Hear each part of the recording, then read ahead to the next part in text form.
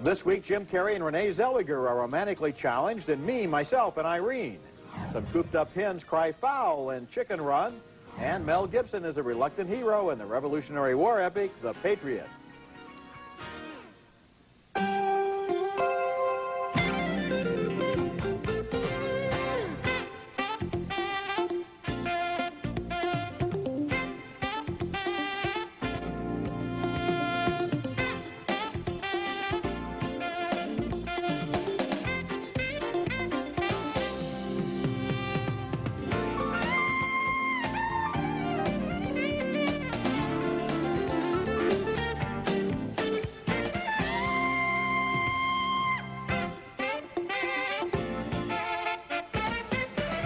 You are a sick pup. Yeah, well, takes one to know one. What are you doing? Hank! Hank! Jim Carrey suffers from a very split personality in Me, Myself, and Irene, a new comedy by the directors of There's Something About Mary. It's one of 5 new movies we'll be reviewing this week, and I'm Roger Ebert, film critic of the Chicago Sun-Times. And I'm Joyce Kilhaywick, film critic for WBZ-TV in Boston. Jim Carrey made Dumb and Dumber for the Farrelly brothers, and now he's back in Me, Myself, and Irene, a movie that could also be called Nutty and Nuttier. He plays a state trooper who for years seems like a nice guy, repressing rage until suddenly the evil half of a split personality boils up. The movie has some funny setup scenes showing how he can grin and bear it. For example, on his honeymoon, when he's humiliated and upstaged by a dwarf limousine driver. You think just because I'm small, you can just push me around? Well, come on, my friend, let's boogie. I'm going to give you a little lesson in low center of gravity. Hey, whoa! Hey, stop it! Hey, cut it! Stop it now! Sir! Don't patronize me with that suck crap. No, hey, those are illegal. Stop. Eventually, something snaps, and his nice Dr. Jekyll side named Charlie is joined by an evil Mr. Hyde side named Hank. By now, he's on the lam with a prisoner who, for some reason, loves him. She's played by Renee Zellweger. Just because I rock doesn't mean I'm made of stone. Hey. But is there any way that maybe we could get Charlie back out here for a little huddle? This is the first movie by the Farrellys since There's Something About Mary, and it's nowhere near as funny, but it does have its inspired scenes, including this one, where he tries to put an injured cow out of its misery.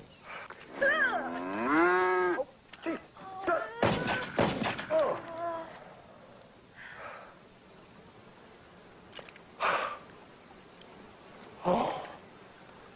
Do you believe that? No, it's... Oh, my God in heaven! What the hell is wrong with you? I went into Me, Myself, and Irene with great expectations since There's Something About Mary and Kingpin showed how funny the Farrellys can be. And in fact, there was that scene with the dead parakeet in Dumb and Dumber that I lost it during also. But this film never really got me laughing. One of the problems is with the Hank character, who is sour and nasty. A little of him goes a long way, too long, and I was reminded of Carrey's movie, The Cable Guy, where he also played an unlikable character.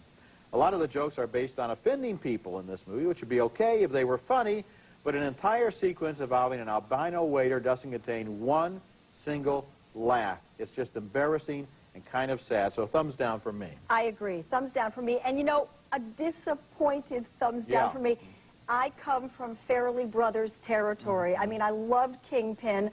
I love There's Something About Mary, and I really wanted to go into this and love this movie. And I found myself liking the first 20 minutes. I mean, I enjoyed the vertically challenged midget and the karate chops to the knees and all of that. I thought that was funny, but I just wasn't laughing the rest of the film. And I think enough of Jim Carrey dropping his pants once in a movie. That's enough. Yeah, well, that's kind of his obligatory scene. But, you know, and There's Something About Mary and Kingpin, we kind of liked all the characters. And here, we don't like Hank. And I never, ever understood anything about the plot involving why they were after Renee Zellweger and what they were doing with the country club and the environmental protection. It doesn't matter, but nevertheless, too much time was spent on that, considering the fact that you don't really get any payoff from it from a comic point of view. Listen to this. I even wanted them to push the envelope more. I felt that it was juvenile. Comedy, a delicate matter, even for the Farrelly brothers. Yeah, it's funny, but if the tone isn't quite right, it's real wrong. Exactly. Coming up, Mel Gibson rules the roost in Chicken Run. Thank you, ladies and gentlemen. You've been a wonderful audience. Ow! courage and leads the charge in The Patriot. This is not the conduct of a gentleman. I'll take that as a compliment. You really expect to hold Cornwallis here using just militia? Well, not me. You. Harry, they're not soldiers, they're farmers. They'd be better off letting the British just march through. They'd be better off, but the cause wouldn't. Our next movie is a sweeping epic set in South Carolina during the fateful year 1776, The Patriot. Mel Gibson stars as Benjamin Martin, former hero of the French and Indian War, but as the film and the American Revolution begin, he seems less than patriotic. If you mean by patriot, am I angry about taxation without representation? Well, yes, I am. Should the American colonies govern themselves independently? I believe they can, and they should. But if you're asking me, am I willing to go to war with England? Well, then the answer is most definitely no. Benjamin is a widower and the father of 7 children. His oldest son, Gabriel, played by rising young Australian star Heath Ledger, is about to enlist without his father's permission. Father, I thought you were a man of principle.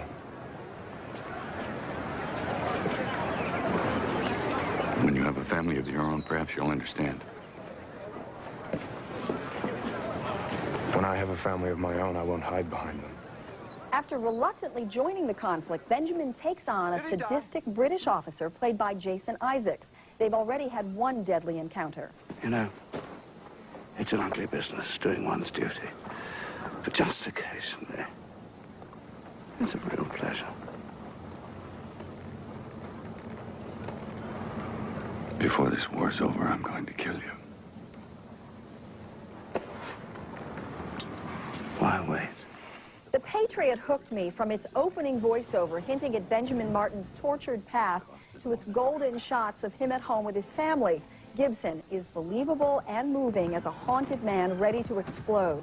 The movie deftly manages its many but vivid subplots and characters, and also conveys what a grassroots, ragtag effort the Revolutionary War was, right down to a new style of guerrilla fighting initiated by the colonials. The Patriot, while not revolutionary as a film, is spirited and satisfying, all 2 hours and 40 minutes.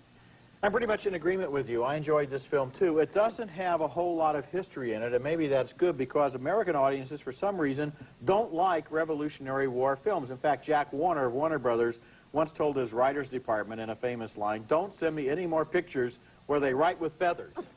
There are probably more gladiator movies than Revolutionary War movies. There probably are. But what's interesting about this film is it's basically Braveheart fights the American Revolution. Well, everybody's waiting for the critics to say that. But I've got to say it because that's what it is with Mel Gibson out in front of his troops there with his Indian tomahawk, fighting with his bare hands in scenes that are really pretty heavy on the R-rated violence. And it's essentially an action picture with a little history that shows how the British like to line up and be shot, and the Americans like to stand behind trees and shoot them. But it's certainly more than an action picture. It's also a very human story, and Gibson really anchors this movie. But there's one thing that bothered me about the visual plan of the movie, and that's how everybody gets a great front row seat for the battle scenes. There's one scene where everybody stands in an upstairs window, and the battle is conducted for their convenience in the meadow in front of the house. And another scene where once again they were able to see, it's like all the troops lined up and said, well, we're going to have the fight here so that the camera and the characters can easily see it. Well, it was interesting, though, to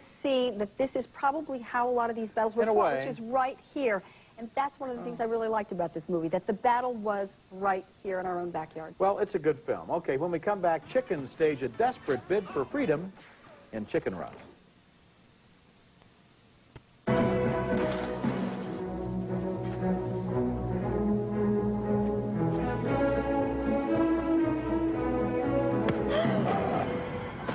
One brave attempt after another one fails as a plucky chicken named Ginger desperately tries to find a way to escape from Tweety's farm in a magical new animated film named Chicken Run. Using a distinctive animation approach that creates characters with engaging three-dimensional personalities, the movie shows how things turn frantic when Mrs. Tweety decides to switch from selling chicken eggs to selling chicken pies. Can a carnival rooster named Rocky save the day? You know what they call me back home? You're going. The Lone Free Ranger. Isn't that great? I knew it was possible. Oh, it's possible, all right. I knew the answer would come. Amen. We're all going to fly over that fence, and Mr. Rhodes is going to show us how, right? What? That's Mel Gibson as the voice of Rocky the Rooster, another revolutionary. He says he can teach the chickens to fly, and he puts them in training as the Tweeties begin to suspect something. Mrs. Tweety, the chickens are... Here's a cartoon chicken version of the Great Chase in Indiana Jones and the Temple of Doom.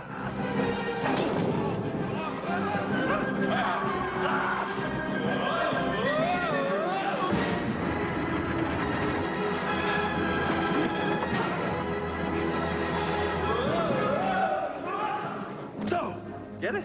Chicken Run was co-directed by Nick Park, who made the great Oscar-winning Wallace and Gromit shorts, and Peter Lord, who is also a genius at this form of claymation in which real figures are moved just a little bit between every shot.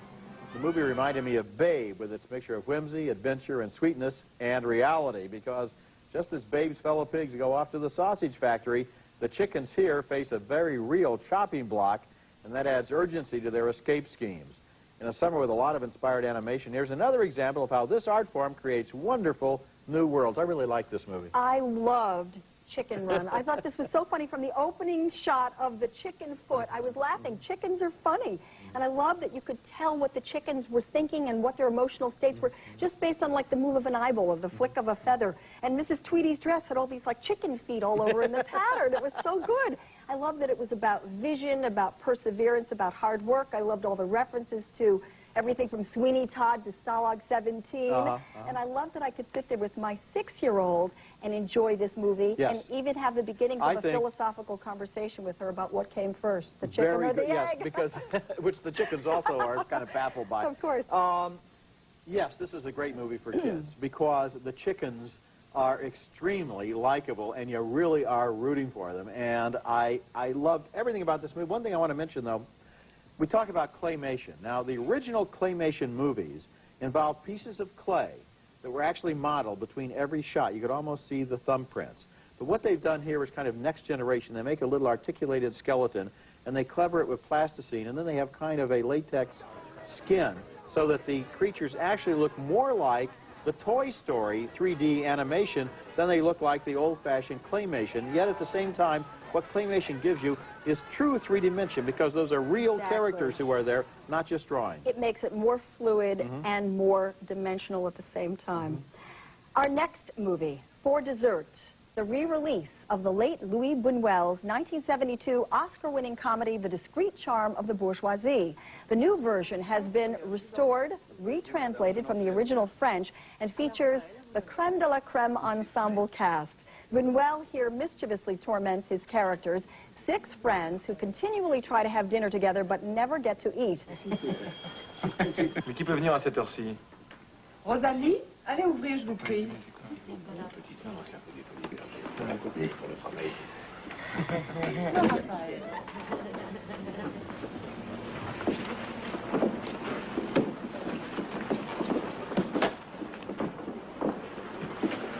Mesdames, Messieurs, bonsoir.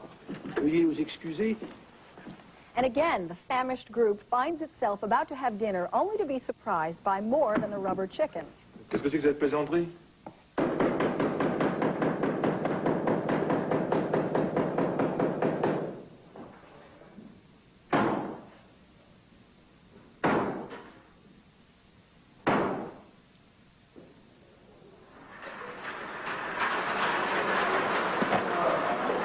The scene turns out to be a dream, and then a dream within a dream, telescoping the deeper truths about these cultivated carnivores.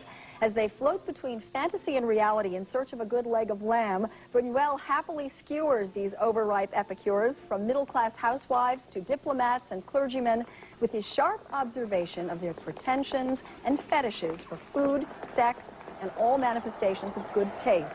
Buñuel has whipped up a surreal confection that not only releases the intoxicating power of the unconscious, but also contains his own secret recipe for the perfect dry martini. 25 years later, the discreet charm of the bourgeoisie is as funny and profound as ever. Boy, is it ever. And you know, not only did it win the Oscar, but also the best film of the year from the National Society of Film Critics. And now this film and 4 others by Buñuel have been retranslated and restored, and they're being released around the country as a package by Rialto Pictures to celebrate the centenary of Buñuel's birth. And this director is one of my favorites. He is so wicked, and he likes to skewer the pretension and the pomposity of society. And this movie is like a twin to Exterminating Angel, another one of his films. In that one, the people arrive for dinner and can't leave. They cannot leave the house, and they start living in the house of these people. They break through the walls to get water to drink. They kill sheep that walk in. They start with cannibalism and so forth. Now this one, they keep sitting down to eat, but they never get served. What is amazing, too, is how surprising the film continues to be 25 years later, and how easily he pulls this off. The film is almost propelled by some kind of magical force, and he's very, very interested in these people. It's not that he's looking down on them in any way, but he really has a sense that they're all connected and really disconnected from their true selves. And, you know, and the poor things. But he sets them loose in the landscape, and one has the feeling that they're still out there wandering around somewhere. Absolutely. He knows that sitting down to eat is the central social ritual of the middle class, and he keeps them from doing it, and then they're thrown back on their own resources. If we can't eat, what can we do? They're going to eat no matter what, even if death is hanging right around the corner. When we come back, William H. Macy and Nev Campbell star in a movie that may not be opening soon at a theater near you.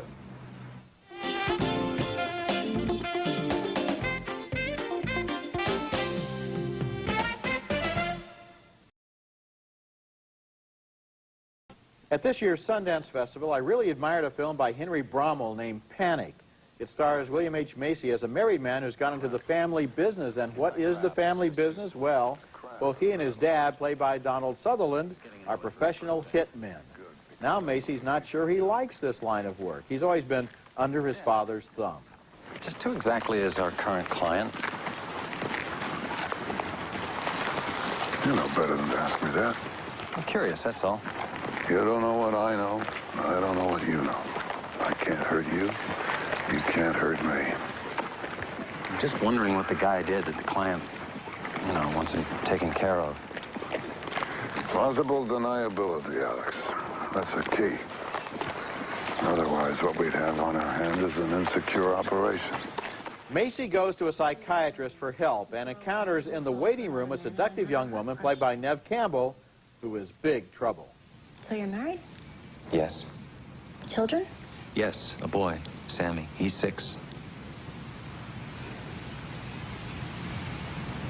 Are you one of these middle-aged guys who's tired of his marriage and thinks maybe a beautiful young thing could help him out? Excuse me? Just thinking aloud.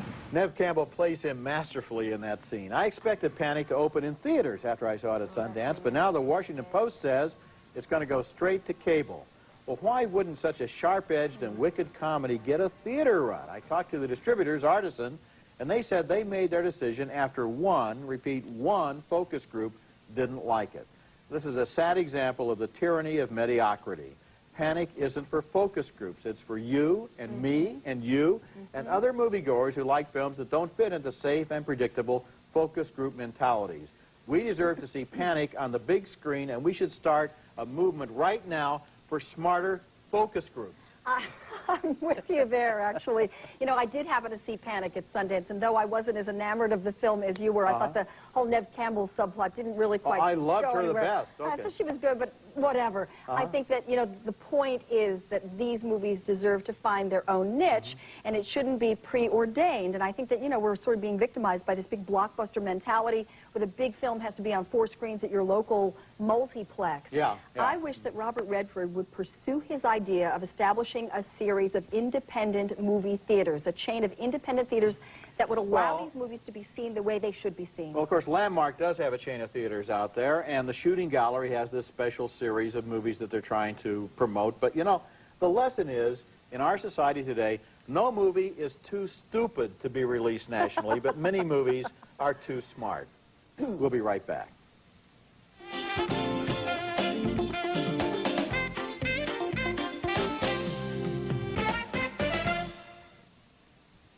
Now let's take another look at the movies we reviewed on this week's show. 2 thumbs down for Me, Myself, and Irene, the disappointing comedy from Jim Carrey and the Farrelly brothers. 2 thumbs up, though, for The Patriot, starring Mel Gibson. It opens next week. 2 more thumbs up for the animated Chicken Run. It's magical entertainment for all ages.